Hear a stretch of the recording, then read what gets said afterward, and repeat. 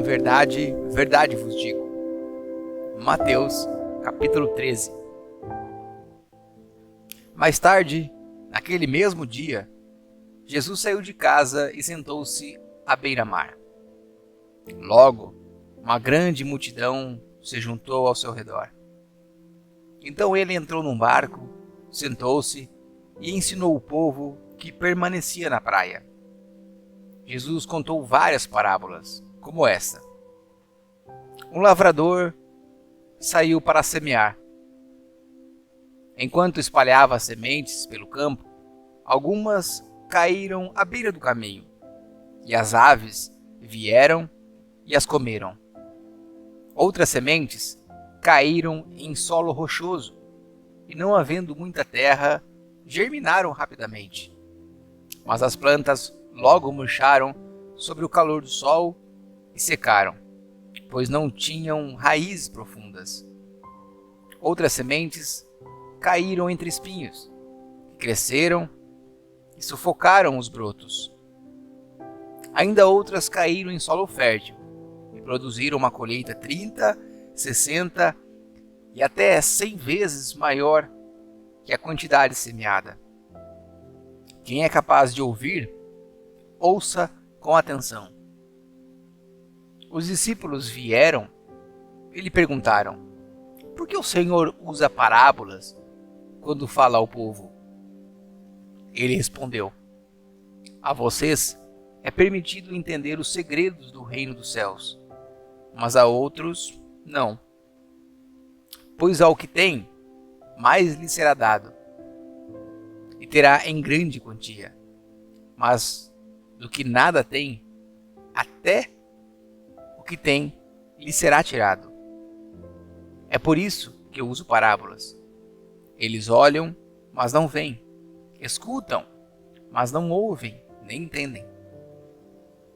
Cumpriu-se, desse modo, a profecia de Isaías, que diz: quando ouvirem o que digo, não entenderão. Quando ouvirem o que faço, não compreenderão. Pois o coração desse povo está endurecido.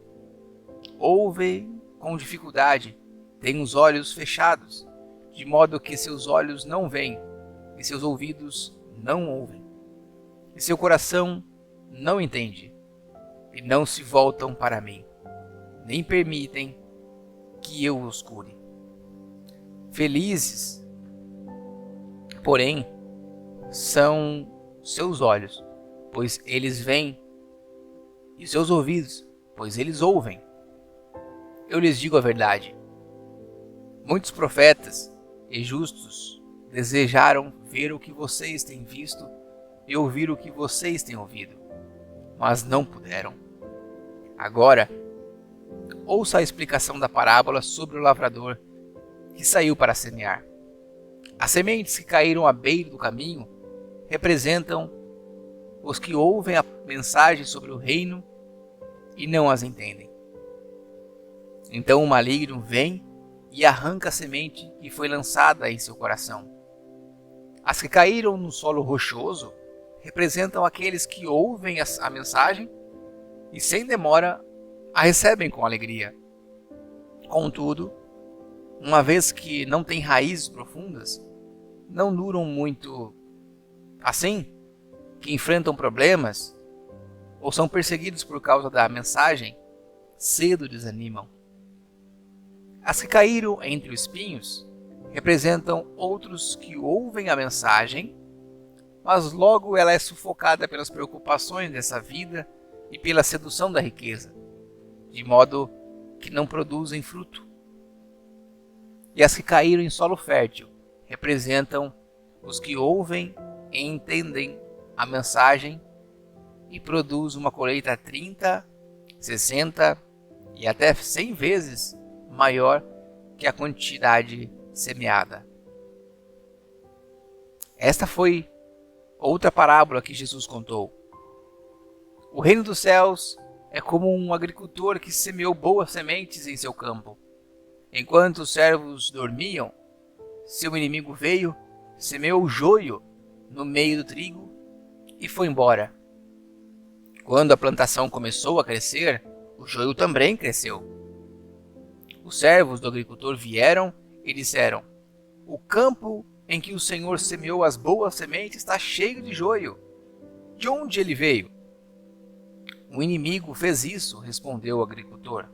Devemos arrancar o joio? Perguntaram os servos. Não, respondeu ele.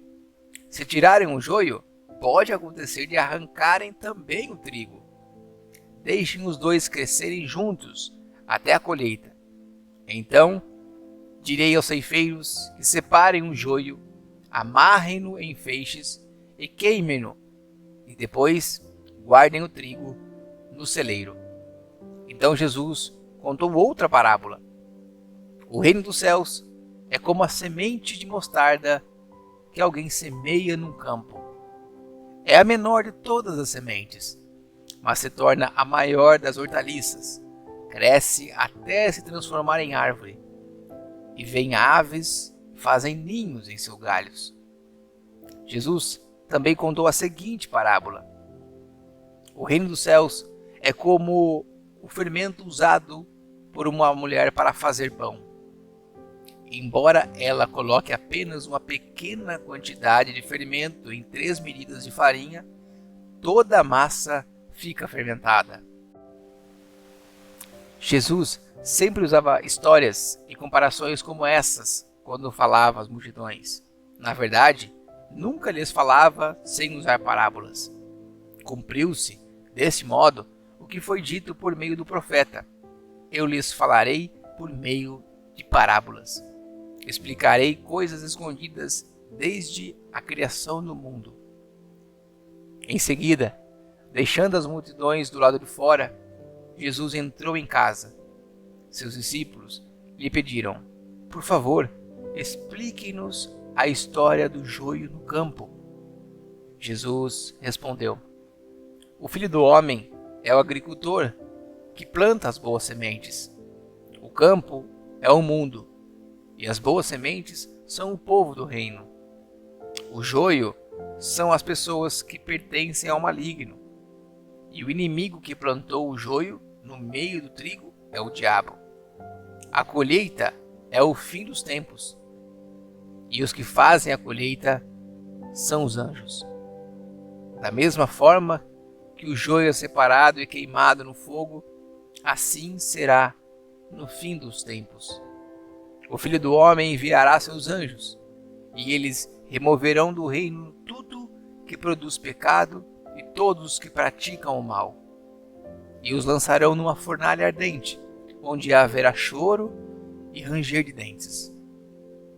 Então os justos brilharão como a luz do sol no reino de seu Pai. Quem é capaz de ouvir, ouça com atenção. O reino dos céus é como um tesouro escondido que um homem descobriu num campo. Em seu entusiasmo, ele o escondeu novamente. Vendeu tudo que tinha e, com o dinheiro da venda, comprou aquele campo. O reino dos céus também é como um negociante que procurava pérolas da melhor qualidade. Quando descobriu uma pérola de grande valor, vendeu tudo que tinha e, com o dinheiro da venda, comprou a tal pérola. O reino dos céus é ainda como uma rede de pesca que foi lançada ao mar e pegou peixes de todo tipo. Quando a rede estava cheia, os pescadores arrastavam até a praia. Sentaram-se e juntaram os peixes bons em cestos, jogando fora os ruins. Assim será no fim dos tempos. Os anjos virão, separarão os perversos dos justos e os lançarão na fornalha ardente, onde haverá choro e ranger de dentes. Vocês entendem todas essas coisas? Sim, responderam eles. Então ele acrescentou: todo mestre da lei que se torna discípulo no reino dos céus é como o dono de uma casa que tira do seu tesouro verdades preciosas, tanto novas como velhas. Quando Jesus terminou de contar essas parábolas, deixou aquela região e voltou para Nazaré, cidade onde tinha morado.